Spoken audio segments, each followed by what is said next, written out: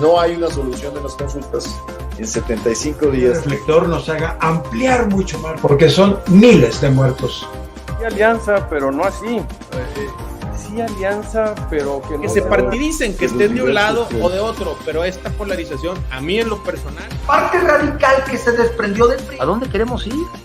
Y yo sí quiero ir a un país desarrollado, un país de clases medias.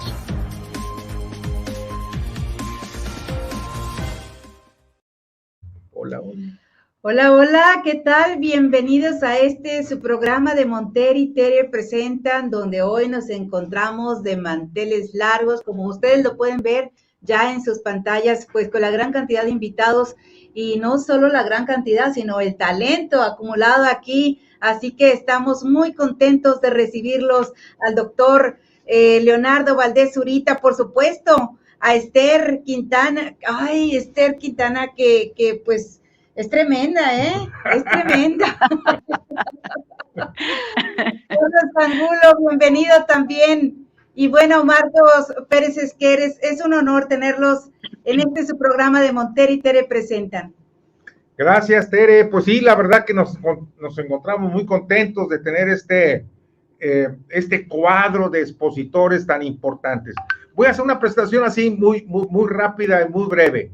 Esther Quintana, bien lo decía Tere, es una mujer con una gran experiencia en el ámbito legislativo, pero también académico.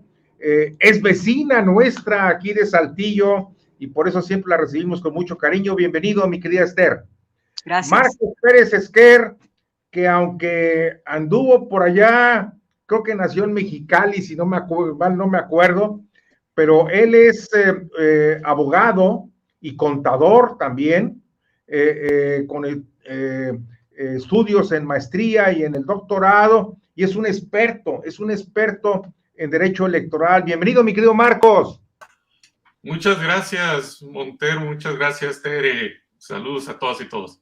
El doctor Leonardo Valdés Zurita, pues, ¿qué mayor presentación puede tener que decirles a ustedes, mis queridos detonautas, que el doctor es también doctor en Derecho, pero fíjense bien, fue presidente del IFE del 2008 al 2013. A él le tocó la elección intermedia del 2009 y la del 2012, la cual se manejó con toda tranquilidad y toda transparencia. Mi querido doctor, eres bienvenido a este programa de Monter y Tere se presentan en Detona. Muchas gracias por la invitación, es un honor estar con ustedes. Y mi querido Carlos, pues ¿para qué lo presento si es un amigo aquí ya de la casa, al cual lo apreciamos y le queremos mucho? También es abogado, con estudios de maestría, y qué curioso, debo de decirlo, mi querido Carlos, y si no lo digo me enfermo. Está estudiando su doctorado y está próximo a ya terminar los estudios y hacer su tesis doctoral a sus escasos, no digo la edad, arriba de los 70. Es un orgullo, mi querido Carlos, tenerte aquí con nosotros. Gracias, Raúl. Nada más deseo que sea muy pronto el término para poder finalizar ese proyecto. Muy bien, muy bien. Bueno, pues vamos a empezar el programa, mi querida audiencia, donde quiera que estén, nos están escuchando, nos están viendo, y este va a ser un programa muy interesante, no solamente de exposición, sino también de debate, de discusión, y lo haremos con todo respeto y con toda, elevando el nivel de la conversación. Vamos a empezar con Esther Quintana, para que nos dé su opinión sobre la marcha del día de ayer. Adelante, Esther. Con mucho gusto, mis amigos, de verdad me siento muy honrada con compartir con ustedes esta tarde. A mi querido Marcos Pérez, mi Carlos, Raúl, Tere, qué gusto, don Leonardo. La marcha de ayer. Yo tengo una lengua muy suelta, Les voy a pedir que no se vayan a espantar. Okay. El camorrista de la... Fíjese. Esther, perdón que te interrumpa. En Detona, ¿sabes cuál es la línea? Sí. Que no hay línea. Ah, perfecto. Adelante. Oye, entonces se puede hablar en francés, ¿verdad? Claro. No voy a llegar a tanto. Oigan, el camorrista de la barriada le encanta provocar a toda la gente que vive ahí. Y obviamente eso provoca en los agraviados pues mucho coraje, muchos rencores, y les dan ganas siempre de contestar. Y eso al camorrista que tenemos como presidente de la República, pues le encanta. Y esta marcha que hizo el día de ayer domingo, es simplemente la respuesta, es su balandronada por la otra marcha, la del 13 de noviembre, en la que mexicanos asistimos, muchos miles de mexicanos asistimos, tanto en la capital de la República como en 50 ciudades del país. Asistimos por nuestra propia voluntad, asistimos por convicción, nadie nos llevó, simplemente nos pusimos de acuerdo para ir juntos, en uso de nuestra libertad de expresión, de nuestra libertad de manifestación, y simple y sencillamente le dimos cátedra, los ciudadanos, al margen de colores partidistas, de lo que sucede cuando le colmas el plato ya a quienes debe servir. Porque desafortunadamente tenemos a un individuo como titular del Poder Ejecutivo que a lo único que se ha dedicado es a dividir este país. Y es de verdad, para mí es doloroso e indignante, porque todos somos mexicanos. Él se vendió como el paladín que iba a venir a luchar contra la corrupción y la impunidad. Y resulta que en lugar de ir a la baja, en esas dos gárgolas, porque así les digo yo, a la corrupción y a la impunidad, pues hombre, vamos para arriba. Es un hombre que no admite crítica alguna, y todo aquel que osa decirle que no está de acuerdo con él, bueno, pues ya conocemos el listado de epítetos, ¿no? Hipócritas, conservadores, fifís, sabiondos, mediocres, cínicos, etcétera, etcétera, etcétera. Rancios, nos dijo rancios. Ah, rancios también. Bueno, todo lo que se le ocurra. Y esta fue su respuesta precisamente a esa marcha civilizada que nosotros hicimos, porque yo acudí también a la marcha, porque simple y sencillamente es un ego tan grande el que tiene, o sea, que no admite oposición. Es un hombre que detesta el diálogo y que únicamente, él es de esas personas que creen que la razón la traen inmersa, ¿sí? Y que ellos son la razón misma. Y resulta que no es así. Resulta que no es así. Y que yo me supongo ya, porque espero que en todo ese laberinto que tiene en su cabeza, haya entendido que los mexicanos, pues hemos decidido despertar del letargo y simple y sencillamente hacer uso de nuestra investidura. Y cuando me refiero a nuestra investidura, me refiero a la investidura ciudadana, a los derechos que tenemos como mexicanos, como ciudadanos. Y obviamente va a tener que estar enfrentando eso. Y él nosotros vamos a hacer una cosa y él va a responder de la misma manera. Digo, no civilizadamente, lo vimos ayer, ¿no? Con una marcha tristemente de acarreados, como se estila en este sistema político mexicano que pervive desafortunadamente. O sea, la gente fue llevada por paga. Y esto a mí no me causa ya ninguna sorpresa. A mí lo que me preocupa realmente como mexicano no son sus marchas. A mí lo que me preocupa como mexicana y como ciudadana es qué vamos a hacer. Y además de qué vamos a hacer, cómo le vamos a hacer para deshacernos de un régimen absolutamente dañino y que vulnera de manera severa a la democracia de por sí incipiente que tenemos en nuestro país.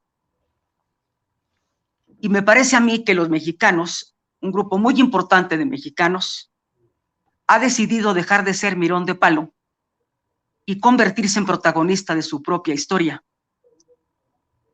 Porque, hablando en plata pura, a los mexicanos todavía nos falta mucha cultura cívica y sobre todo nos falta dejar de ver a los gobernantes como si fueran seres de otro planeta, casi Diosito, a los que les tenemos que rendir vasallaje. Traemos los papeles volteados, como siempre lo he dicho yo. Los mexicanos debemos estar ciertos de lo siguiente: por muy presidente de la República que sea este señor, por muy senadores y diputados que haya en el Congreso, por muy diputados que haya en los congresos locales, gobernadores en las entidades federativas y alcaldes, los que les pagamos el sueldo somos nosotros. Son servidores nuestros. Y el servidor, según la Real Academia Española, lo que define que servidor es el que sirve. Y resulta que aquí en este país no sucede eso. Los vemos como intocables, como si fueran seres de otro planeta. Y son nuestros servidores. Híjole, con quienes se deben de voltear hasta de cabeza es con nosotros, los que están en un cargo público, porque para eso les pagamos. Y además no deben de perder de vista que se trata de servidores públicos temporales, no es ad perpetuam el cargo público. Entonces, yo celebro de verdad la marcha del 13 de noviembre, porque, insisto, parece que los mexicanos están haciendo ya una recapitulación, muchos mexicanos, y han decidido hacerse cargo de su país, hacerse cargo de su casa y ordenarle a sus mandatarios que cumplan como deben de cumplir, porque para eso les pagamos y para eso nos sirven. Esta disque reforma que ha mandado el presidente de la República a la Cámara de los Diputados, porque ahí es Cámara de Inicio, yo he estado también en esa Cámara y también he sido representante ante el Consejo General del INE por parte del grupo parlamentario del PAN del 2014 al 2015, estuve como suplente. Y entonces, de verdad que no es por estar fastidiando, pondré moños, pero sé de lo que estoy hablando. La reforma que ha enviado este señor es realmente una vergüenza. O sea, es el reflejo de lo que él es. Es una reforma absolutamente centralista, por donde la querramos ver. El señor lo que quiere es tener el poder aquí en sus manos y disponer a su antojo. Por ejemplo, él quiere convertir al INE en algo inservible. ¿Y por qué estoy diciendo esto? Por principio costó mucho trabajo ciudadanizar a este órgano, a un órgano específico que se encargara de las elecciones en México. Y resulta que ahora haberlo ciudadanizado fue algo extraordinario, de verdad. Y ahora lo que él pretende es que vayamos hacia atrás.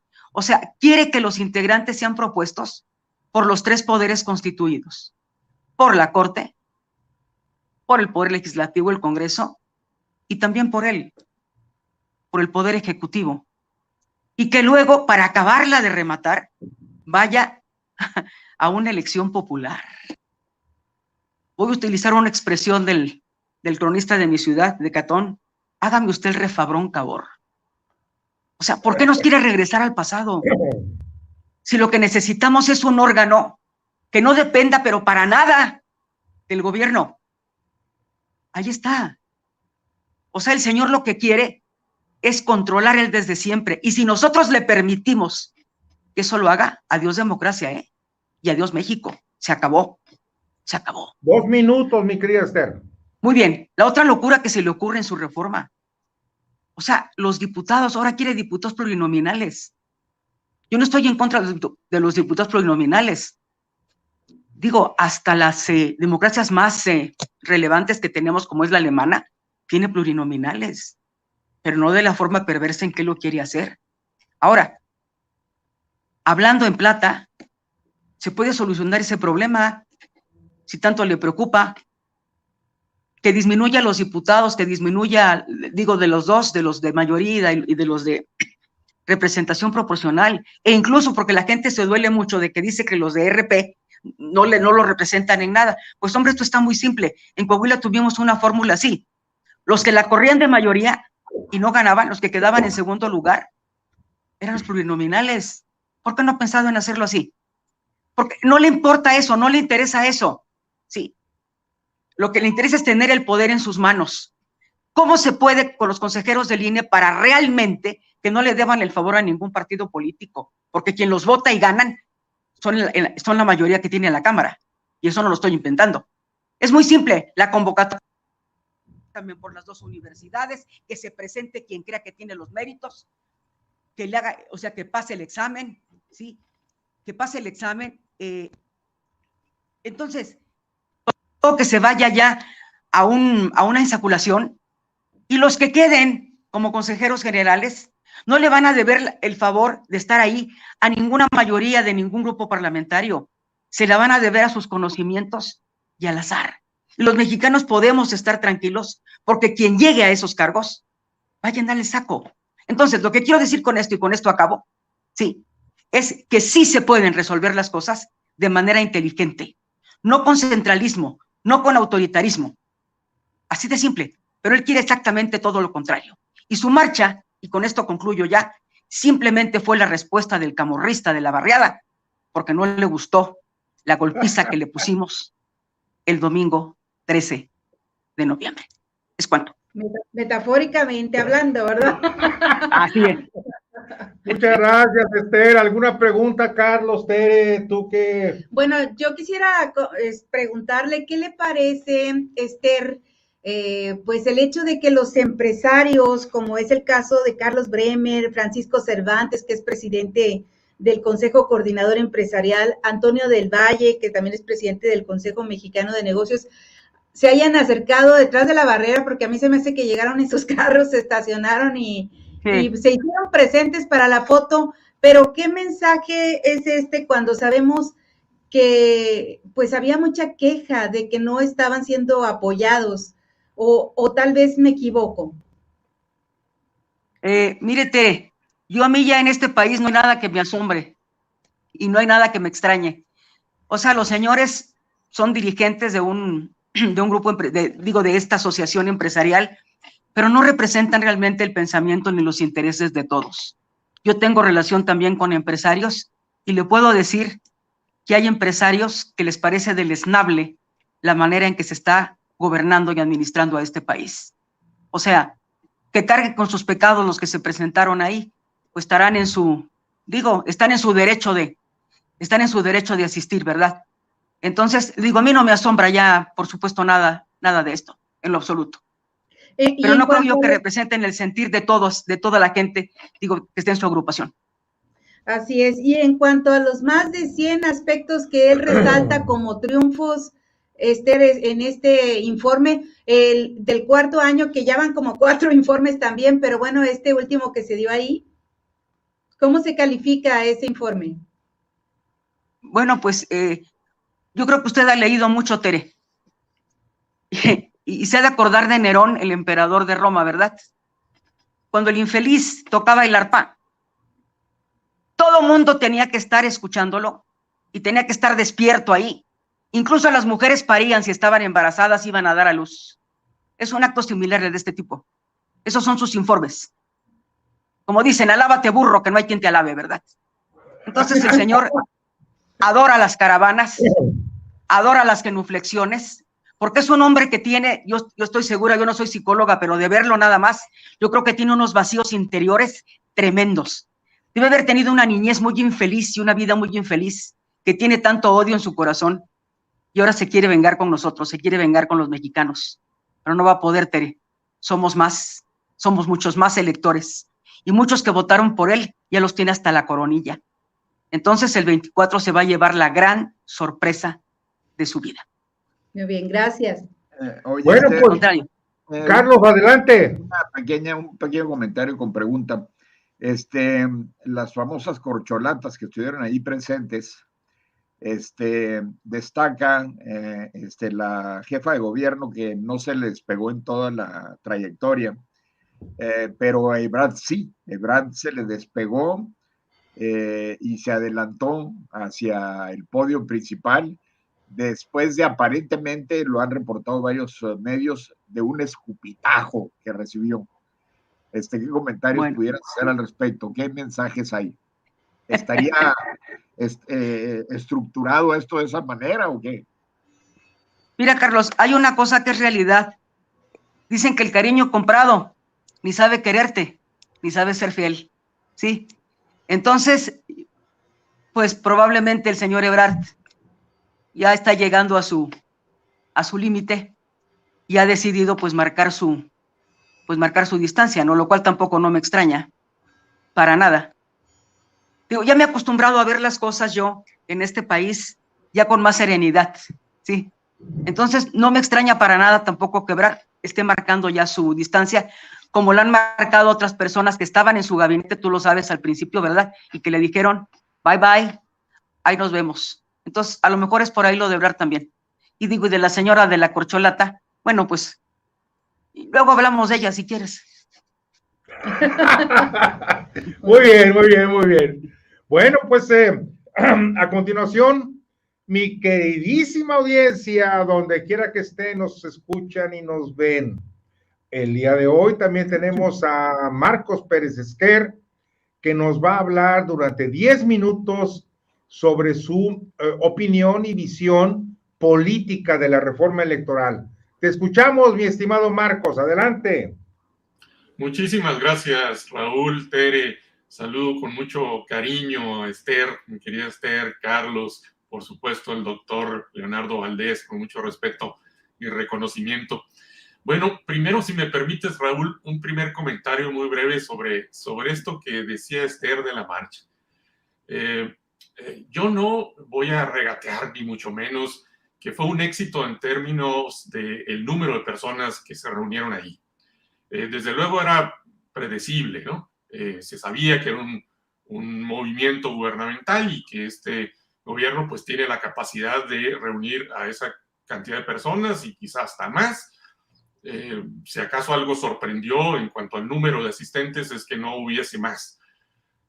Yo estuve viendo las fotografías, comparando, sobre todo las que se toman a través de los drones, comparando las de la marcha del día 13 con las de ayer, y francamente, si bien me parece que la de ayer fue muy numerosa, no es tan distinta en términos de tamaño a la del día 13.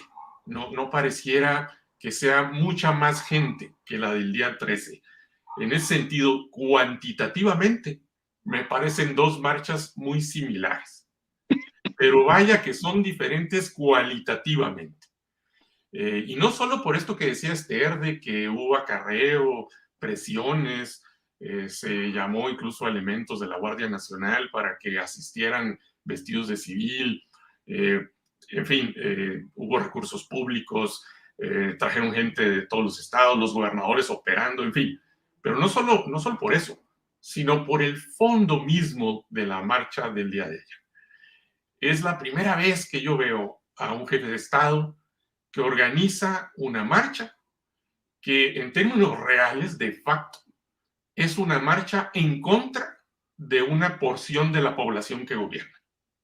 Es decir, es una marcha convocada como revancha por lo sucedido el día 13 de noviembre. Es una forma de reclamar, de revanchismo, de comparar el tamaño de poder que tiene cada una de las fuerzas políticas en el país. Y en ese sentido el presidente se coloca como un presidente faccioso, como el líder de una facción y no como el líder de un país que debiera ser. Eso me preocupa mucho porque sienta un precedente, un antecedente nocivo, pernicioso. Me parece que lejos de eso, un jefe de Estado, un verdadero jefe de Estado, tendría que hacer todo lo contrario.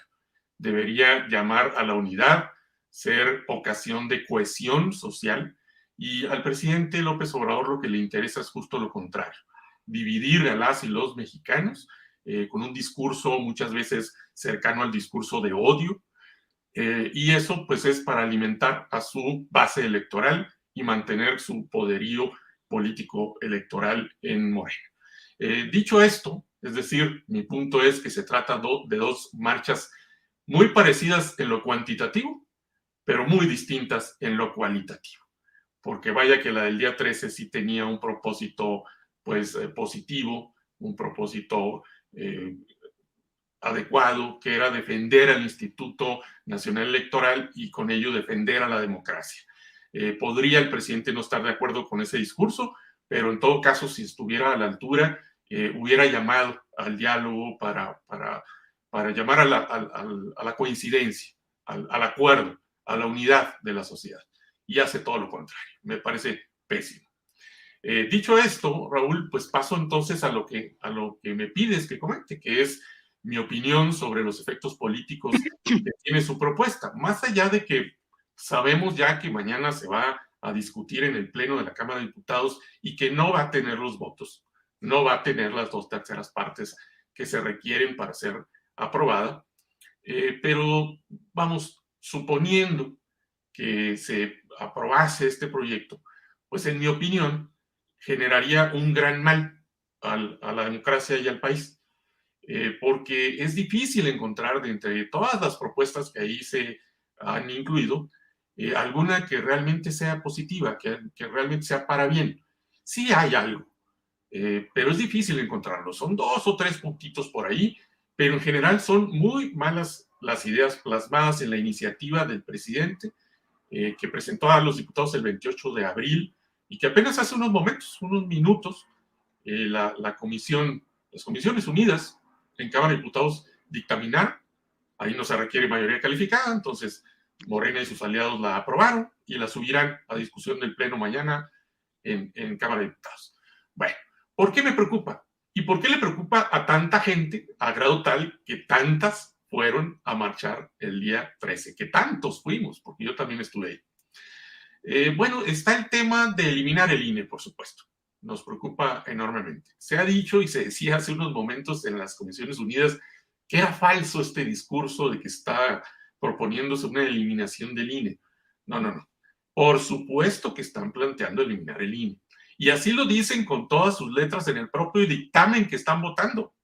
Si uno revisa la página 70 de ese dictamen, ahí al inicio dice, de aquí lo que se plantea es eliminar, dice, suprimir, es la palabra que utiliza, suprimir el INE y sustituirlo por el Instituto Nacional de Elecciones y Consultas.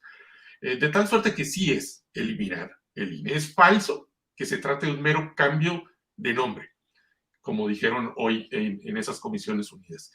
No es un cambio de nombre, es un cambio además de estructura, de régimen legal, de Consejo General, de la forma en la que se elegirían a las y los consejeros electorales, etcétera, etcétera. Entonces, pues por supuesto que es de preocupar porque el INE ha sido garantía de limpieza electoral en nuestro país por muchísimo tiempo ya, a partir de 1996 por lo menos para acá, de tal suerte que defender ese instituto es menester si nos preocupa mantener y consolidar nuestra democracia todavía quizá incipiente. Por otra parte, me parece que preocupa muchísimo el tema de los plurinominales. Ya lo mencionaba hoy por hoy tenemos un sistema mixto donde 300 diputados y diputadas son de mayoría relativa, elegidos, digamos, en los distritos, y 200 personas legisladoras que provienen de las listas plurinominales. La propuesta del presidente, contrario a lo que él dijo en la mañanera del 28 de abril, que proponía eliminar la figura del plurinominal, pues es todo lo contrario. Es eliminar la figura de la mayoría relativa, eliminar los 300 distritos y eliminar los distritos locales en los estados también. ¿Por qué preocupa? Por 2 motivos fundamentales. Primero, la figura de la mayoría relativa, desde mi punto de vista, debe subsistir porque es el diputado de mayoría, la diputada de mayoría, quien tiene una cercanía con el pueblo, quien suele tener incluso una oficina en su distrito, es a quien conoce la gente como su representante popular, acuden a esta persona para gestionar, para presentar propuestas, para presentar quejas, para hacer sentir su voz y su opinión. Entonces me parece que tener esta figura de las y los legisladores de mayoría, que son electos por voto directo y que responden, digamos, cotidianamente más en el día a día de cara a los ciudadanos, es muy... 2 minutos, mi querido Marcos. Muy bien. Pues el otro punto que me preocupa es la fórmula que están planteando para los nuevos plurinominales, que ahora serían puros plurinominales. La fórmula es, en vez de utilizar la lista nacional para senadores y las 5 listas regionales para diputados, es que haya 32 listas, una en cada distrito, en cada estado de la República. ¿Qué problema tiene esto? Que las listas se vuelven tan cortas que se distorsiona la representación proporcional. Déjenme ponerles un ejemplo. En cada estado tendrías que elegir a 3 senadores. Un partido que tenga el 50% de los votos se llevaría 2 de esos espacios. El siguiente partido, digamos que tenga el 25% de los votos, se llevaría el restante. Y quizá otros partidos que tengan el 15 y el 10, pues no se llevarían nada. ¿Qué tienes al final? Pues que un partido con el 50% de los votos se lleva el 67% de la representación y quedaría absolutamente sobre representado. El que obtuvo el 25%, pues también, porque se llevaría el 33% de la representación. Y los otros, que en conjunto representan o significan 1 de cada 4 electores, pues no tendrían nada. Entonces el sistema, así planteado, como lo plantea el presidente López Obrador, tendería a sobre representar a los partidos grandes, en especial a Morena. Entonces tendríamos en adelante un Congreso y sobre todo un Senado, pues muy sobre representado a favor de la 4T. Entonces me preocupa muchísimo, entre otros muchos aspectos que conlleva esta iniciativa, Raúl. Muchas gracias, Marcos. Si me permiten, me gustaría preguntarle a Marco lo siguiente. ¿Esto quiere decir que esta iniciativa estaría promoviendo la desaparición de los partidos pequeños, que es el caso del PT, del Verde, del PRD y de algunos aliados de Morena? ¿Es así, Marcos? Sí, pues en el momento en el que ellos tengan que competir por separado, sin alianza, pues sí se van a ver en aprietos, porque el modelo claramente beneficia a los partidos grandes y perjudica a los partidos más chicos. Y pues el problema es que se concentraría en muy pocas voces, pues toda la representación parlamentaria. Es decir, muchísima gente se quedaría sin voz, sin representación en su Parlamento Nacional, de tal suerte que me parece que al final del día es antidemocrático. Yo creo que el sistema pluripartidista ayuda a que todas las voces estén presentes en el lugar donde se toman las decisiones más importantes del país. Este modelo va en contra de eso. Iba a ser en detrimento de los partidos pequeños y en beneficio de los más grandes, sin duda. Marcos, sin pretender ponerte en aprietos, si tomas este modelo que se propone y agarras los números que se obtuvieron en la elección del 18, ¿qué resultado tendríamos? Bueno, eso precisamente, sobre todo en el Senado, Carlos, por este efecto que les digo, o sea, en todos los estados tendrías una lista muy, muy corta. Entonces, ibas a tener un Senado constituido con muchísimos más senadores y senadoras de Morena de los que tienes actualmente. Pero la distorsión sea principalmente en el Senado, más que en la Cámara de Diputados. Sí, porque en el caso de los diputados, las listas también serían muy cortas, pero hay estados tan grandes, digamos el Estado de México, Veracruz, Puebla, Jalisco, qué sé yo, los estados más grandes o con estados nominales más grandes, pues tendrían que elegir a una gran cantidad de diputados y quizá no se distorsione tanto con la fórmula, la lista, ¿no?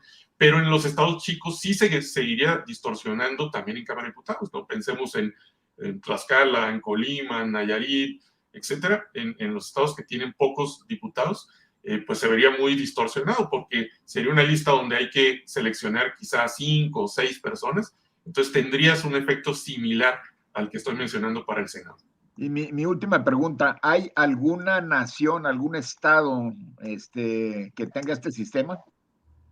Bueno, hay muchos que tienen solamente representación parlamentaria, ¿no? Los países que tienen sistemas parlamentarios, sobre todo en Europa, existen pues, muchos países que no tienen legisladores de mayoría relativa, pero su sistema es parlamentario. Lo que pasa es que cuidan que la lista sea suficientemente grande para que en efecto la representación sea proporcional y que no se distorsione por ser a través de listas. No hay países que tengan este sistema similar, porque tiene una trampa, digamos. No, con listas tan cortas no. Que yo Correcto. no conozca ninguno. Correcto. Y además el sistema parlamentario opera de otra forma totalmente diferente. Absolutamente. Y aquí lo quieren imponer en un sistema presidencial, ¿no? Sí, por supuesto es un sistema muy distinto, pero vaya, sí se eligen vía representación proporcional, pero con listas muy, muy largas. No por nada se llaman plurinominales, pues porque se trata de listas con muchos nombres. Si haces una lista de 3 nombres, pues no es ni tan plurinominal. Se pierde todo el sentido del modelo, ¿no? Que es respetar una cantidad de espacios en el Parlamento que sea similar al porcentaje de votos que cada fuerza obtuvo en las urnas. Sí, si es una lista tan corta, se transponan los 300 distritos electorales para hacerlos distritos plurinominales, vamos a llamarles así, no uninominales. Eso es lo que están haciendo en realidad, ¿no?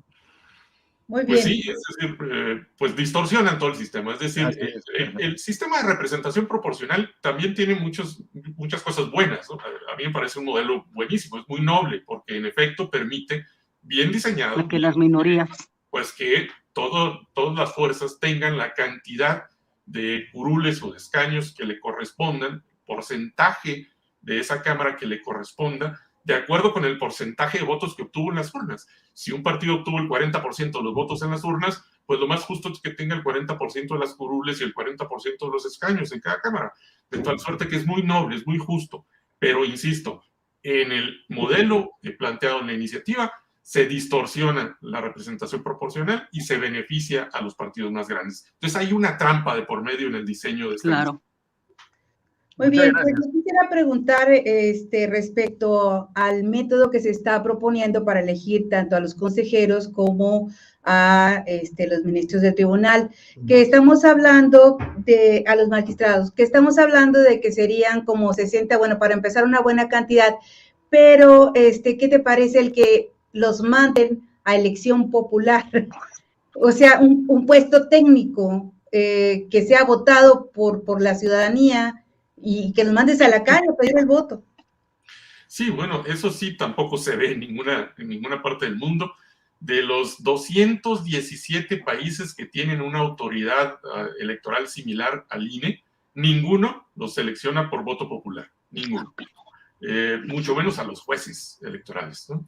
Pero, digamos, lo que predomina o los modelos exitosos para seleccionar a funcionarios similares a los consejeros de nuestro INE, son modelos, pues justamente como el que estamos utilizando en México. En este sentido, yo digo, como dicen los norteamericanos, ¿no? Si algo no está descompuesto, no lo arregles. A ver, en México tenemos un buen modelo para seleccionar a las y los consejeros del INE, que consiste en un comité técnico de selección, integrado por 7 personas de reconocido prestigio, seleccionadas por la Junta de Coordinación Política, 3 de ellas, 2 por la Comisión Nacional de Derechos Humanos, 2 más por el INAI.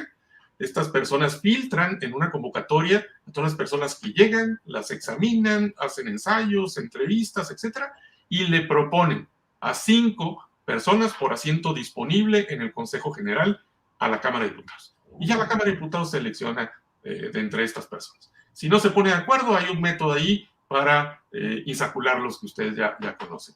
Bueno, ese modelo funciona perfectamente, o si no perfectamente, pues funciona bastante. Y ese es el modelo, con algunos cambios, algunas diferencias, que mejor funciona en muchos países. Porque acá se trata de seleccionar perfiles técnicos muy solventes y no a las personas más populares, que es lo que ocurre en las elecciones elecciones populares. De tal suerte que no es lo que se aconseja, no es el estándar normal en lo internacional. Me parece que sí sería muy peligroso, porque además las propuestas ya vendrían sesgadas. Es decir, son 20 propuestas del Ejecutivo, 20 del Legislativo, 20 del Judicial. Seguramente el gobierno lograría colocar a los suyos. Quizá las 7 personas que terminen siendo electas sean de la lista del Ejecutivo.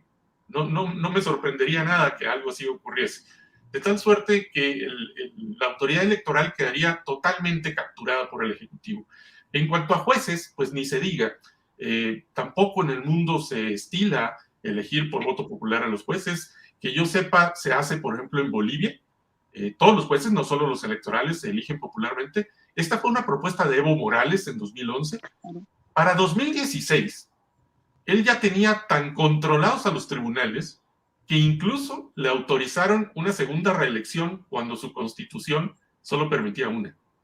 A ese nivel llegó el control que Evo Morales llegó a tener de los tribunales, justamente porque él propuso una reforma para que fueran electos vía voto popular. Me parece que ese modelo lo que demuestra es que no funciona. No termina siendo positivo ni fortaleciendo una democracia, sino todo lo contrario. Entonces, lejos de promoverlo, deberíamos desecharlo cuanto antes. Muy bien. Muchas gracias, Marcos.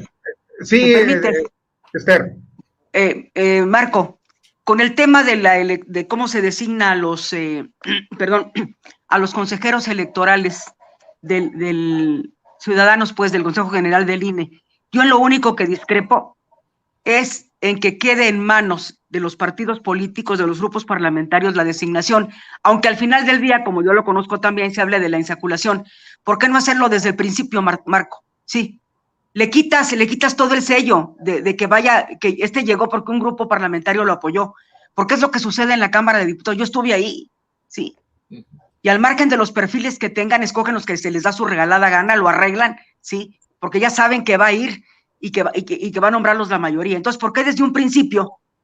Vámonos a la insaculación. O sea, los que salgan electos, sí, porque tienen el perfil, pues puede estar la gente tranquila, sí, de que va a estar en buenas manos quienes sean.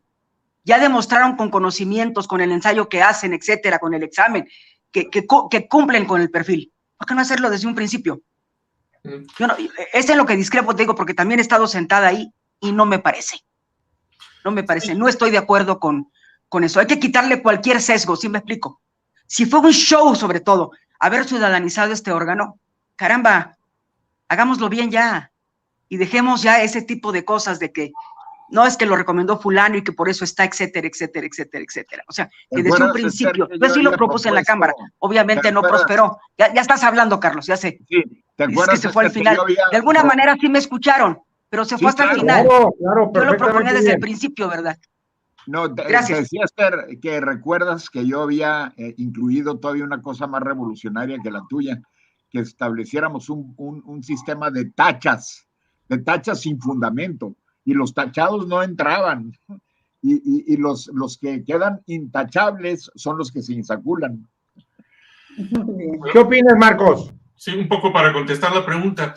A mí no me preocupa que al final la decisión corra a cargo de las y los diputados bajo este modelo, porque al final se filtraron los perfiles por este comité técnico, de tal suerte que ya llegaron a las candidaturas finales solamente personas que ya, digamos, fueron bien evaluadas por ese comité. Es decir, ese comité, dada la convocatoria, pues recibe a muchísimas personas interesadas o aspirantes a integrar el Consejo General del INE. Y de esas muchas personas, pues el comité va filtrando, va escogiendo cuáles son los mejores perfiles, de tal suerte que si le propone a 5 por cada asiento disponible, pues me parece que cualquiera de esos 5 quizá ya garantice imparcialidad y solvencia técnica y moral. Yo creo que el modelo no está mal, por supuesto, siempre, como cualquier otro modelo, es mejorable, pero es perfectible. No está del todo mal. Me parece que es muy buen modelo, que como siempre se le pueden hacer mejoras, pero me parece que ya tenemos un modelo bastante bueno. Muy bien. Bueno, pues ahora tendremos el gusto de escuchar a nuestro querido amigo, el doctor Leonardo Valdés Zurita, que fue presidente del IFE de 2008 al 2013. Adelante, doctor, te escuchamos. La pregunta. Ah, perdón. El tema tuyo, Leonardo, ya lo habíamos platicado, es concretamente que tú nos expliques cuáles son la capacidad o la posibilidad de que AMLO y 4T hagan algunos cambios a la ley electoral sin reforma electoral porque no cuentan con los votos. Ese sería el tema, mi estimado doctor. Reforma constitucional. Constitucional, así es. Sí. Muchas gracias por la invitación, Raúl, Tere. Me da mucho gusto compartir esta reflexión con Esther, con Marcos, con Carlos. Muchas gracias. Es un honor para mí estar con ustedes. Tengo que empezar haciendo una corrección a la presentación de mi anfitrión. Yo no soy abogado. No es preciso decir que yo tengo un doctorado en Derecho y lo tengo que hacer en público porque no quiero que se construya esa imagen. Yo soy licenciado en Economía y después tengo una maestría y un doctorado en Sociología Política. Pero he tenido, por razones del servicio, como se dice en el servicio profesional electoral, por razones de las posiciones que ocupé, he tenido que trabajar con muchos abogados y algo les he aprendido, algo de sus elementos para analizar y para, sobre todo, tener claridad sobre la jerarquía de las leyes. Y esa claridad sobre la jerarquía de las leyes es muy importante para la pregunta que me hacen ustedes. ¿Qué puede reformar el Congreso a propuesta del presidente de la República sin cambio en la Constitución? Bueno, varias cosas. Podría, por ejemplo, si en realidad el presidente de la República, como anunció aquel 28 de abril en su conferencia de prensa donde dio a conocer su propuesta de reforma, si realmente está interesado en el voto electrónico, entonces sí podría, sí, hay condiciones jurídicas para hacer un desarrollo en la ley secundaria para que tuviéramos un mecanismo de voto electrónico, ya sea con urnas electrónicas o con algún otro dispositivo. En la India usan una especie de tableta electrónica para el voto, en Brasil usan una urna electrónica, y en algunos otros países, en Estonia, por ejemplo. Venezuela, creo, ¿no? En Venezuela se usa también voto electrónico. En Estonia ya se usa voto por internet. Se podría avanzar en esa ruta, siempre cuidando, y aquí sería muy importante que eso se vigile con precisión, que no se vulnere el secreto del voto, que no se propicie la compra y coacción del voto, en fin, las garantías que hoy nos da la legislación y el INE de que los votos cuentan y se cuentan, tendrían que ser los ejes a partir de los cuales se hiciera una reforma legal sin necesidad de reforma constitucional. Pero parece que ese no es el interés, y tan me atrevo a decir que parece que ese no es el interés, que la reforma constitucional que efectivamente ya se dictaminó en las Comisiones Unidas de Cámara de Diputados y el día de mañana va al Pleno y seguramente no alcanzará los 2/3 que tendría que obtener los votos de las y los diputados para ser aprobada como reforma constitucional. Lo que ahí se plantea de voto electrónico es añadir un último párrafo en el artículo 35 de la Constitución, donde se enuncian los derechos de las y los ciudadanos mexicanos, en el que simplemente se dice que la emisión del sufragio en todas las votaciones a las que tienen derecho a participar los y las mexicanas, se podrá usar tecnología y avances tecnológicos. Eso no es un proyecto serio, responsable de implantar esa modalidad que además ha demostrado en otros países que es segura, que es rápida, que es eficiente y que sí baja los costos de organización de las elecciones, si lo que preocupara fuera el costo de nuestra democracia.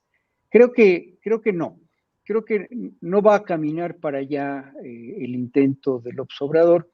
Creo que va a intentar ir por una ruta que, como está pensada, sí puede lesionar gravemente a los principios constitucionales y a la propia letra de la Constitución. Por ejemplo, si se decide reducir el tamaño de la Cámara de Diputados y de la Cámara de Senadores y cambiar la fórmula de elección de esos representantes populares y de esos representantes del Pacto Federal, pues irá en contra de la Constitución, porque la fórmula de elección de diputados y senadores está en la Constitución, de tal suerte que en buena litis jurídica eso no se puede cambiar. Lo pueden intentar hacer porque tienen mayoría simple con sus aliados, el PT y el Verde, en Cámara de Diputados y en Cámara de Senadores. Sí lo pueden intentar hacer, y ahí habría que esperar que las oposiciones presenten sus argumentos para mostrar que hay una inconstitucionalidad ante la Suprema Corte de Justicia de la Nación, y será la Corte la que tendrá que resolver. Lo mismo el financiamiento público a los partidos, ese está en la Constitución. Disminuir el financiamiento a los partidos sería una violación a la Constitución. Lo mismo la conformación del Consejo General del INE y del Tribunal, de tal suerte que yo, con toda honestidad, no veo que ninguno de los temas torales que le interesan al presidente López Obrador se pueda modificar en una reforma a la ley secundaria. Pero permítanme, si son ustedes tan amables, de tratar de hacer un razonamiento que intenta alejarse un poco de la coyuntura y verlo más en una perspectiva histórica, y también algunos elementos teóricos para tratar de dilucidar qué es lo que estamos viviendo. Nosotros vivimos durante un largo tiempo un sistema de partido hegemónico.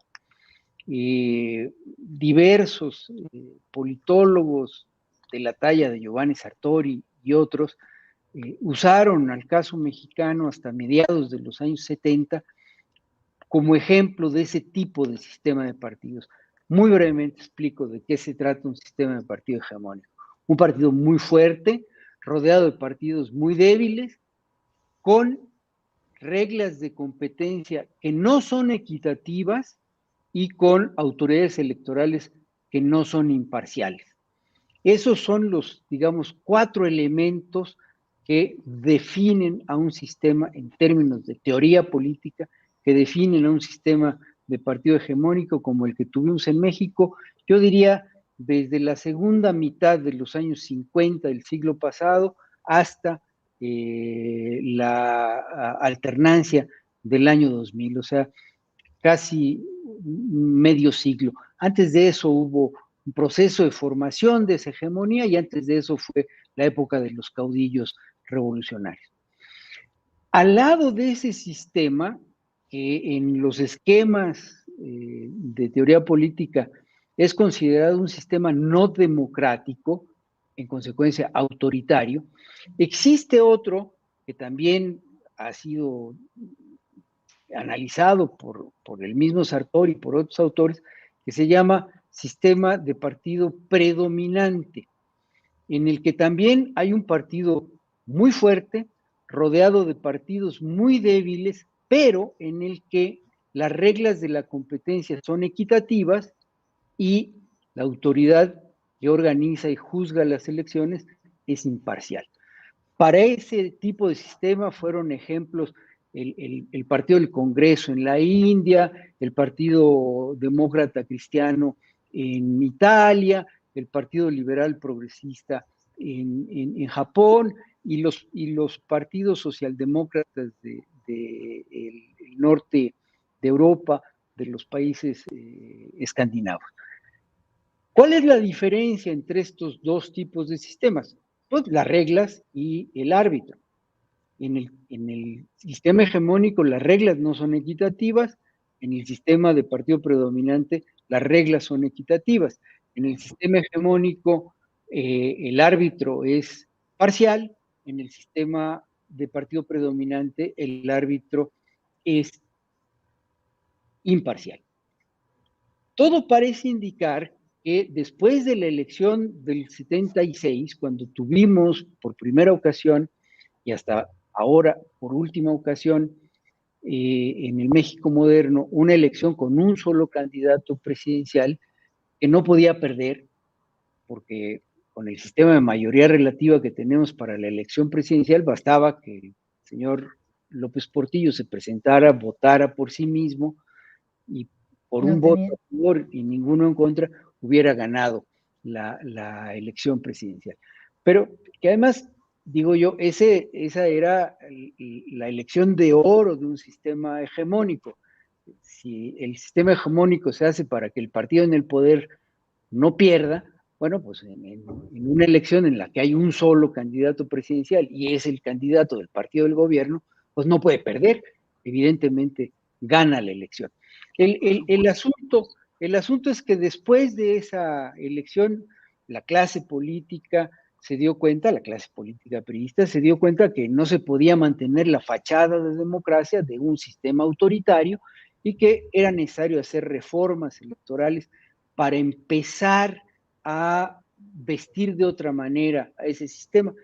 Y creo que aspiraron a construir un sistema de partido predominante, o sea, a seguir siendo un partido muy fuerte, rodeado de partidos muy débiles, pero con reglas de la competencia equitativas y con autoridad electoral más o menos imparcial.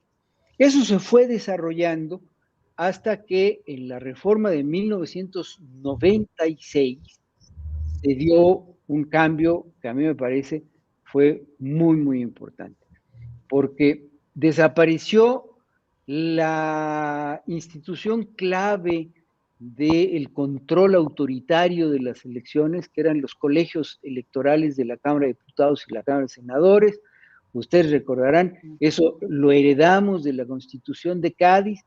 En aquel momento los republicanos españoles que estaban muy enojados porque los había invadido Francia y les había puesto ahí un regente, el hermano de Napoleón Bonaparte, querían constituir un congreso para redactar una constitución republicana, pero no querían la intervención del poder. Por eso la autocalificación se convirtió en un elemento muy importante.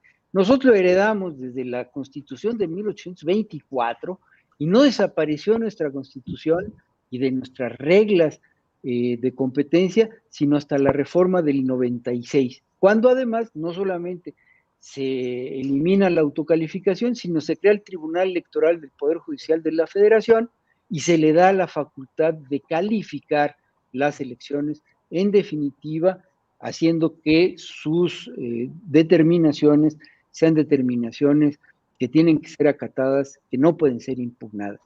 Pero además de eso, es la reforma en la que se le da autonomía plena al Instituto Federal Electoral, porque se retira el secretario de Gobernación de la presidencia del Consejo General del Instituto, se consolida el servicio profesional electoral como un servicio civil de carrera para garantizar la imparcialidad en la organización de las elecciones y se otorga el financiamiento público generoso a los partidos políticos para que puedan competir en las elecciones. Si se revisa la iniciativa de López Obrador, lo que hoy votaron las Comisiones Unidas, nos encontramos que atenta contra estos 5 avances que están ahí desde el 96. El Tribunal Electoral se pretende será dominado por el poder, por el método de selección de los magistrados. El Consejo General del INE será dominado por el poder, por la fórmula de elección de las consejeras y los consejeros. Desaparece el financiamiento público ordinario para los partidos políticos, de tal suerte que el partido que tenga acceso a las arcas federales o locales, será de ahí de donde obtendrá su financiamiento y los demás a ver qué hacen. Y además, la fórmula que ya explicó Marcos con detalle de integración de Cámara de Diputados y de Cámara de Senadores lleva a una supresión de la representación de la pluralidad en los órganos legislativos. De tal suerte que sí es un retroceso. A mí, debo decirlo con toda seriedad, me preocupa mucho porque da la impresión de que Morena podría plantearse, como el viejo PRI, un proyecto de constituir un sistema de partido predominante, avanzado, es a nivel incluso de ciencia política, llama mucho la atención que esta figura de un nuevo partido que obtiene su registro en 2015 y que en 2018 gana la presidencia de la República y que de ahí para acá ha ganado tantas gubernaturas, es un fenómeno.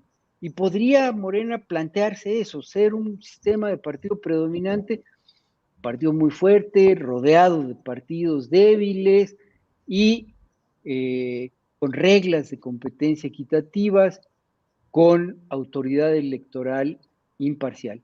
Pero no, parece que no quiere eso.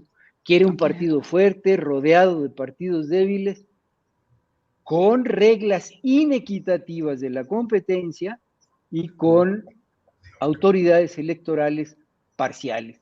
O sea que pareciera que Morena lo que quiere es implantar un sistema de partido hegemónico, como el que tuvimos en México, como el que ya sabemos que existió y funcionó, y además creó una cultura política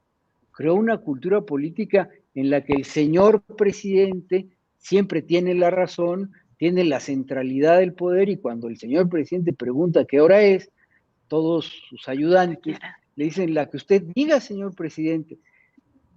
Y esto fue un poco lo que pasó ayer. El señor presidente dijo, quiero marchar, y sus ayudantes y sus correligionarios dijeron, marche usted, y marche hasta el hartazgo, le vamos a traer una enorme cantidad de marchantes o de personas que van a marchar con usted para demostrar su poder, su capacidad de convocatoria. En la comparación que hizo Esther de la marcha del 13 y la marcha de ayer, con la cual estoy de acuerdo, una lúcida comparación, faltó un elemento que me permito poner sobre la mesa, y con esto voy cerrando porque se están agotando los 20 minutos que generosamente ustedes me concedieron. La marcha de ayer quizá fue muy grande, seguramente fue muy grande, pero no se replicó en más de 50 ciudades.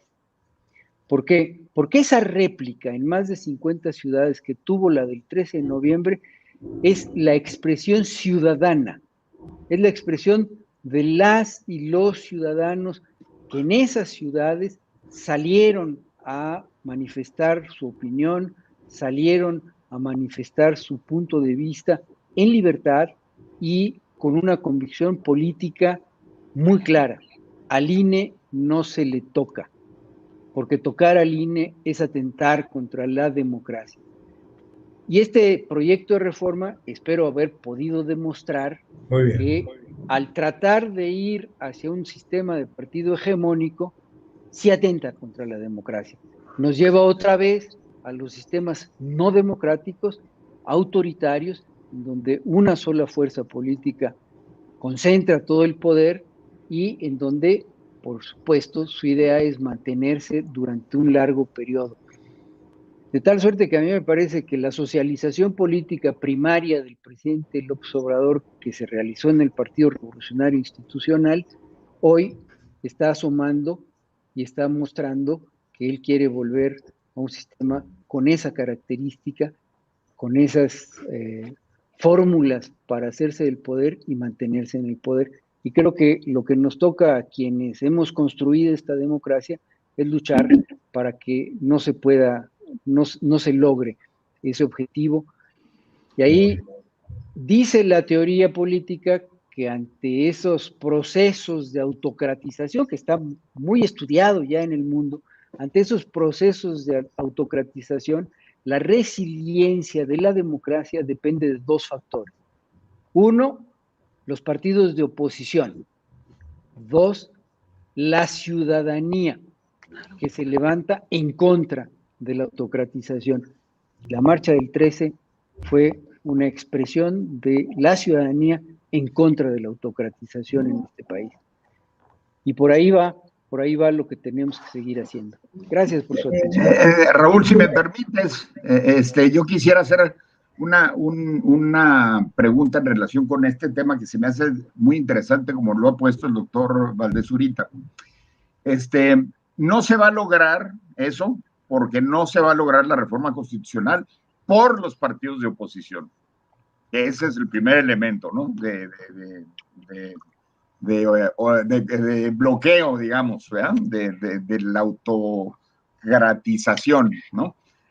Pero luego viene el segundo round, y el segundo round es con mayoría relativa que tienen ellos, y junto con sus aliados, van a intentar hacer el mayor número de cambios posibles constitucionalmente aceptables a las leyes secundarias, que son diferentes leyes de partidos políticos y la ley de procesos electorales y organismos y instituciones y procesos electorales, etcétera. Pero también va a meter la pata en algún lado, perdonando la expresión, en hacer reformas a leyes secundarias que son inconstitucionales. Así es. Y me gustaría que comentaras en relación con qué daño se puede hacer constitucionalmente hablando e inconstitucionalmente hablando, que pues es mucho, pero ¿por dónde se pueden ir las rendijas? Sí, a ver, incluso sin hacer cambios a la ley pueden hacer mucho daño, ya lo están haciendo. El recorte al presupuesto claro, es gravísimo, no solamente porque es una cantidad de dinero muy grande, sino porque el proceso electoral federal 2023-2024 empieza en septiembre de 2023 y una parte de los recursos que se requieren para iniciar el proceso electoral, además en su etapa, que es la etapa más costosa, que es todo ese programa de capacitación de ciudadanas y ciudadanos para que sean funcionarios de mesa de votación. Esa capacitación, que es el programa más caro que opera la autoridad electoral, empieza una vez que arranca el proceso electoral, porque son millones de ciudadanas y de ciudadanos a los que hay que ir a tocarles la puerta, hay que verificar que cumplan con los requisitos para ser funcionarios de mesa y hay que capacitarlos. Después vendrá una segunda insaculación para designarlos, pero ese operativo implica la contratación de miles de capacitadores y asistentes electorales que además tienen que ser capacitados para desarrollar esa actividad. De tal suerte que este recorte que lamentablemente ya acordó la Cámara de Diputados en el presupuesto lastima a la democracia porque no le va a dejar operatividad al INE para iniciar correctamente como debe iniciar el proceso electoral. Y hay un segundo momento que, sin cambio a las leyes, también puede afectar mucho, y es la designación de las y los consejeros. Lo explicó muy bien Marcos, yo creo que tiene una visión muy clara de cómo es ese procedimiento, creo que es un procedimiento que se fue perfeccionando. Aquí voy a diferir de Esther en su propuesta de que deben ser insaculados, porque esta idea que se ha montado de que son cuotas partidarias, creo que tiene un error analítico. Sí, los grupos parlamentarios proponen, pero los aceptan los otros grupos parlamentarios. Todos quienes nos hemos sentado en esa herradura de la democracia, como consejeros electorales o como consejero presidente, fuimos propuestos por algún grupo parlamentario, pero fuimos aceptados por los otros grupos parlamentarios.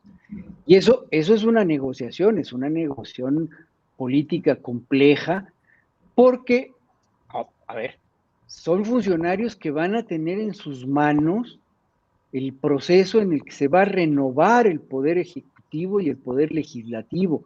Es una enorme responsabilidad y sí hace falta capacidad técnica, pero también hace falta confianza política, hace falta que los actores políticos confíen en lo que están haciendo.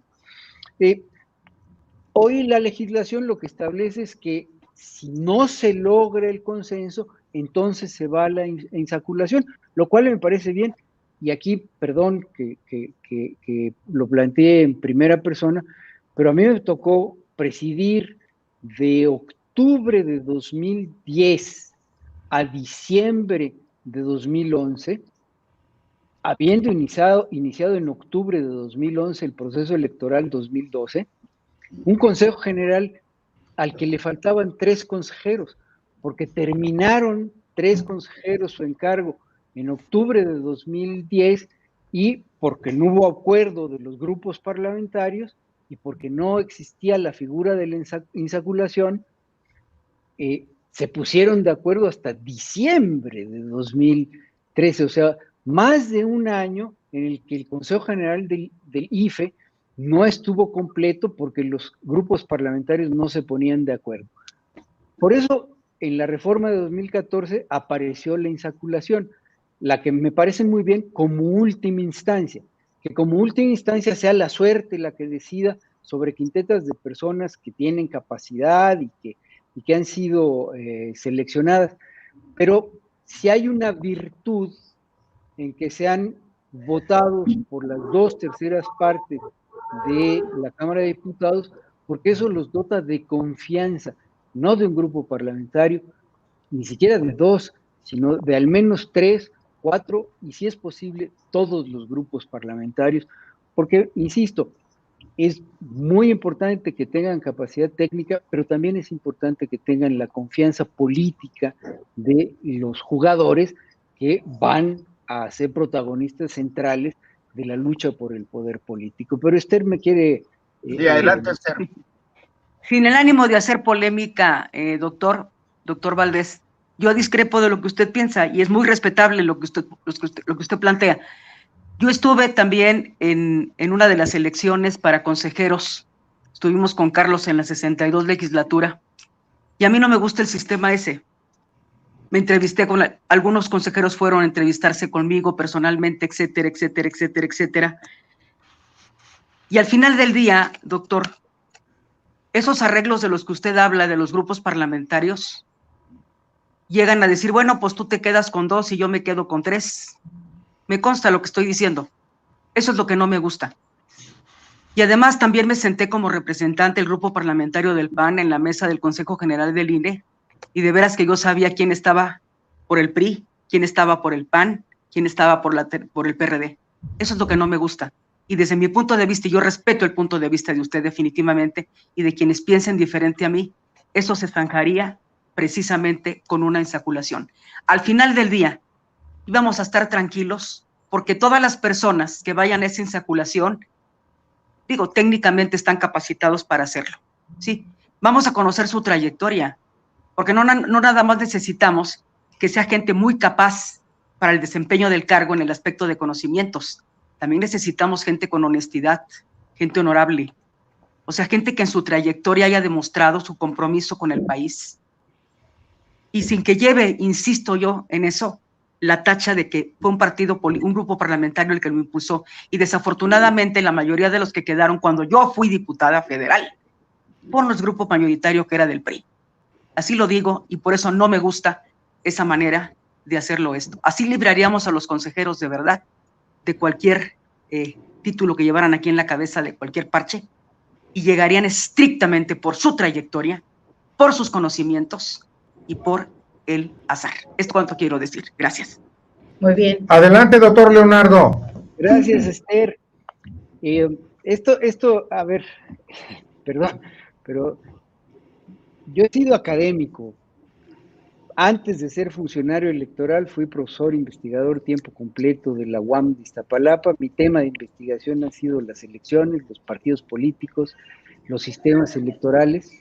Y cuando terminé mi encargo, volví a la academia. Ahora soy profesor de tiempo completo de la Benemérita Universidad Autónoma de Puebla, en un instituto especializado en ciencias de gobierno y desarrollo estratégico.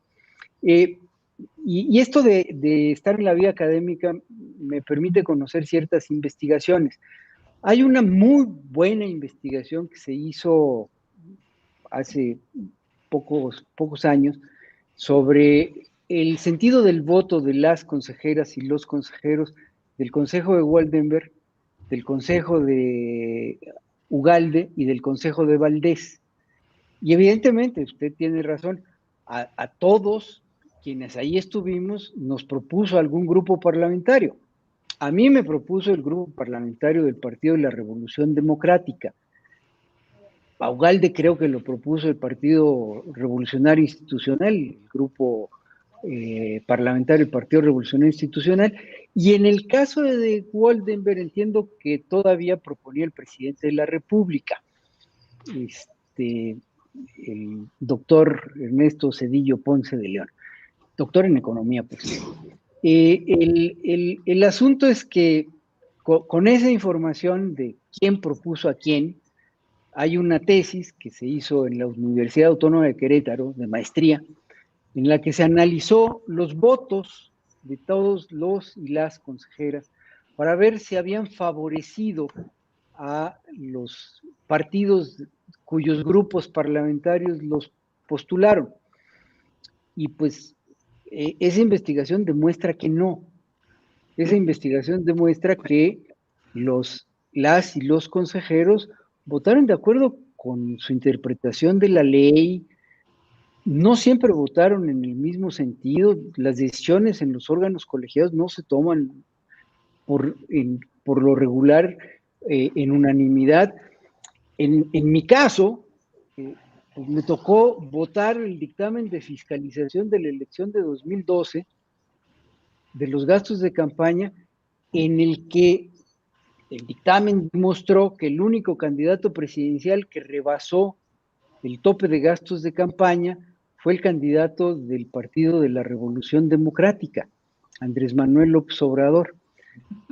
Los otros candidatos, ni el del Partido Acción Nacional, candidata del Partido Acción Nacional, ni el candidato del Partido Revolucionario Institucional, rebasaron el tope de gastos de campaña. Y ahí está, en el dictamen, están los números, está la investigación, porque recordarán ustedes que la reforma de 2007, que fue la que me llevó a mí a la presidencia del instituto, también abolió el secreto bancario, el secreto fiscal, el secreto fiduciario, y entonces el IFE, tanto en 2009 como en 2012 y de entonces para acá, ya puede entrar a cuentas bancarias, a declaraciones fiscales, a fideicomisos, para verificar que lo que los partidos y los candidatos entregan se apega a lo que está sucediendo en términos de financiamiento.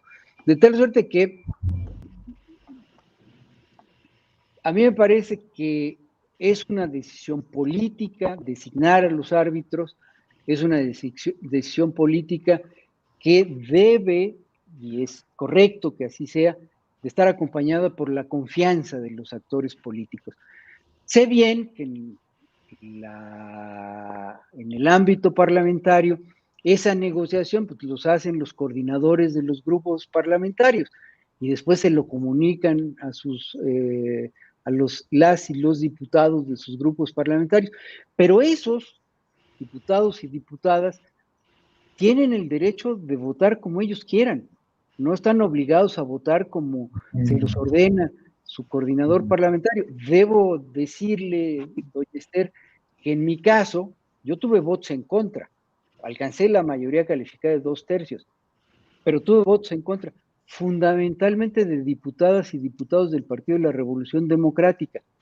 Y el argumento que hicieron, a pesar de que yo era propuesto por el grupo de ese partido, el argumento que hicieron para votar en contra fue que unos años antes, en 2000, siendo yo consejero electoral del Instituto Electoral del Distrito Federal, voté en contra del registro de Andrés Manuel López Obrador como candidato a jefe de gobierno porque no cumplía los requisitos de residencia para poder ser jefe de gobierno del Distrito Federal. Y perdí la votación, éramos 7 consejeros, 4 votaron a favor, otros 2 y yo votamos en contra, 3 votamos en contra, y por eso fue candidato. Pero el argumento que utilizaron para decir hay que votar en contra de Valdés fue porque votó en contra del registro de López Obrador en 2006. Y el coordinador en ese entonces de ese grupo parlamentario, su respuesta fue, pues sí, votó en contra porque él sí sabe de derecho electoral. Y pues, esos diputados del PRD votaron en contra, no querían que yo fuera consejero presidente. Afortunadamente, los diputados de Acción Nacional, los diputados del Revolucionario Institucional votaron a favor y se logró la mayoría calificada para mi selección como consejero presidente. Nada más, dame un minutito nada más. La conciencia política para mí sí es importante, Esther. Sí. Respetando su opinión, por supuesto. Yo le agradezco mucho, doctor, su explicación. Tiene usted enfrente a una diputada, a una exdiputada federal que no es sumisa. Yo fui diputada federal de la 62 legislatura y le doy mi palabra de honor que yo siempre voté según mis convicciones y según mi criterio. Yo era, y Carlos está ahí también, que era también de los que no votábamos nada más porque nos dijeran. Esther, votamos, dijo el otro. Votamos. Entonces, esto que estoy platicando yo con usted, eso lo viví, sí me explico, lo viví. Por eso fue mi empeño y con esto acabo ya no me estás parando la mano, Raúl, ya me voy a callar. Y Carlos, por esto precisamente a mí me gustaría que fuera la insaculación. Yo respeto el punto de vista de usted, pero no lo comparto. Muchas gracias. Sí, nada más, Raúl. El tema no es de gustos, sino de análisis institucional y de cómo funcionan las instituciones. Pero el gusto que usted tiene, lo puede tener, tiene derecho a tenerlo, yo lo respeto. Claro. Y también soy académica, doctor. Trabajé muchos años en el TEC de Monterrey, soy maestra universitaria. Está en la Constitución, el gusto está en la Constitución. Si no hay acuerdo político, se aplica la insaculación. Y si no se aplica en Cámara de Diputados, las quintetas se van a la Suprema Corte de Justicia de la Nación. Lo sé. Y ahí se hace la insaculación. Lo sé todo lo que usted me está diciendo. Sí está contemplado en el acuerdo. Así es. Doctor, una pregunta. Según su experiencia, ¿qué se debe reformar? ¿Qué es lo que urge tanto? ¿O por qué en este momento pues se está poniendo esto sobre la mesa? Sabemos de las elecciones del 23, del 24, pero ¿cuál sería la verdadera urgencia? Ahora, tomemos en cuenta que son más de 100, ¿verdad, Raúl? Las iniciativas que se han presentado. 107. Ahorita nada más estamos analizando la del presidente, pero hay, me imagino, la segunda vuelta. O sea, ¿qué es lo que sí está urgiendo al INE? A ver, yo diría que para la elección de 24 no hace falta reformar nada. Con el marco jurídico que tenemos y con las instituciones que tenemos, podemos tener una elección en la que con confianza las y los ciudadanos acudamos a votar y que gane el que tenga más votos y el que tenga menos votos que no gane. Creo que eso ya lo construimos. No es urgente reformar nuestra Constitución ni nuestras leyes electorales. ¿Qué habría que discutir después del 24? Ya adelanté el voto electrónico. Ahí sí creo que podríamos avanzar en una ruta que es importante, que es bajar el costo de nuestra democracia. Creo que también tenemos que discutir con mucho cuidado el tema de la representación política, porque el actual formato de 200 de representación proporcional y 300 de mayoría relativa votados en la misma boleta tiene el riesgo de la sobrerepresentación que ya se ha dado, y hasta tenemos en la Constitución 8 puntos como tope a la sobrerepresentación. A mí sinceramente me gusta el sistema alemán, en donde la mitad de los diputados son electos por mayoría y la otra mitad por representación proporcional, pero la representación proporcional se entrega después de que están ya asignados los diputados de mayoría, con el objetivo de igualar el porcentaje de representación de cada partido a su porcentaje de votación. Entonces, ese sí es un sistema de representación proporcional integral, puro, porque iguala y se acaban las sobrerepresentaciones y las subrepresentaciones. Así es. Eso a mí me parece que hay que discutirlo, pero después de la elección de 24. La segunda vuelta, yo he sido un promotor de la segunda vuelta, a pesar de que no soy panista, ni estoy cerca del Partido Acción Nacional, ni nada, pero el PAN lo plantea, y me parece que es una propuesta inteligente, porque en un sistema como el que nosotros tenemos de pluralismo, sí es importante que quien gane la elección tenga más de la mitad de los votos emitidos, y eso se logra con el sistema de mayoría absoluta con segunda vuelta. Y yo iría más lejos, no solamente para la elección presidencial, también para la elección de los gobernadores, creo que nos haría bien. Y ya yendo por esa ruta, habría que legislar con mucho cuidado el gobierno de coalición, porque si llegáramos a ese sistema de mayoría absoluta con segunda vuelta, entonces las coaliciones tendrían que ser coaliciones que se constituyen entre la primera y la segunda vuelta, y ya no son solo coaliciones electorales, son coaliciones de gobierno, son coaliciones de plan de gobierno, de propuesta, que es la propuesta la que gana en la segunda vuelta. En fin, creo que sí hay muchas cosas que se podrían discutir, pero yo insisto, después de 24 y antes de 27, para que lo que se reforme se pruebe en la intermedia de 27 y el sistema llegue muy bien afinado, muy bien probado a la elección del 2030, cuando otra vez tendremos una elección presidencial. Carlos, nos quedan pocos minutos, Carlos, nos quedan pocos minutos nomás. Yo quisiera aprovecharlos y quisiera meter un ingrediente, si me permites, Carlos. Sí. Un ingrediente. Doctor Marcos, Esther, Carlos, Tere. No podemos negar que la influencia del crimen organizado está afectando el proceso electoral. Tristemente.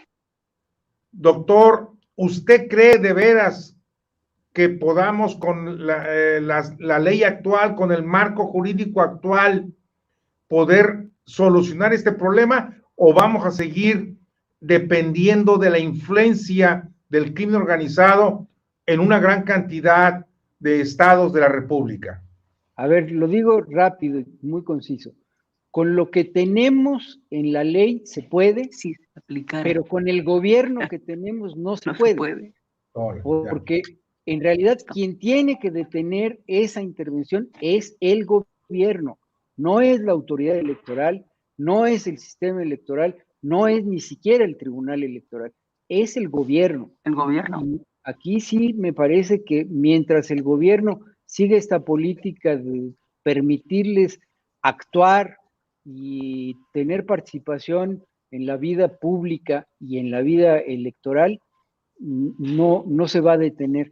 De tal suerte que para detener la intervención del crimen organizado en nuestra democracia, no hay que cambiar las leyes, hay que cambiar de gobierno y hay que poner un gobierno que enfrente realmente al crimen organizado e impida que hagan lo que están haciendo. Esto me da pie, Raúl, a la pregunta que traía, y se embona perfectamente bien con el tema. El doctor Leonardo Valdés Zurita ha sacado a relucir que no necesariamente el gobierno tiene que hacer cambios a leyes secundarias, sino que con su propio comportamiento puede afectar el desarrollo de la democracia del país. Sí. Y una prueba palpable es esto de lo del crimen organizado.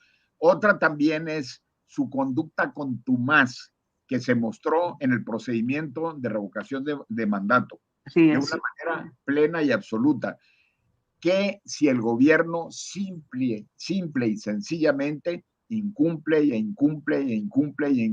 tras de otra las disposiciones de las leyes electorales en este proceso electoral, y al grado de que se tenga que anular la elección de plano, y luego que imponga de alguna forma el voto electrónico, mal puesto o bien puesto, como ustedes quieran, pero que sobre pretexto de que hay un voto electrónico digan que hubo alguna manipulación del más alto nivel con los algoritmos y demás cosas.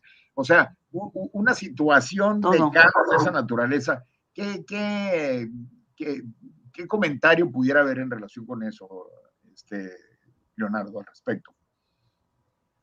Bueno, sí, ya lo decía, hay una aspiración de volver al pasado, hay una aspiración de construir un sistema hegemónico y efectivamente una de las características de ese sistema no solamente las leyes que no son equitativas, sino la actuación de los gobernantes.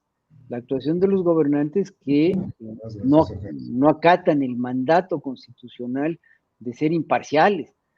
La reforma de 2007 también modificó el artículo 134 de la Constitución, que le obliga a los funcionarios públicos a ser imparciales y a no usar recursos públicos para intentar incidir en los procesos electorales.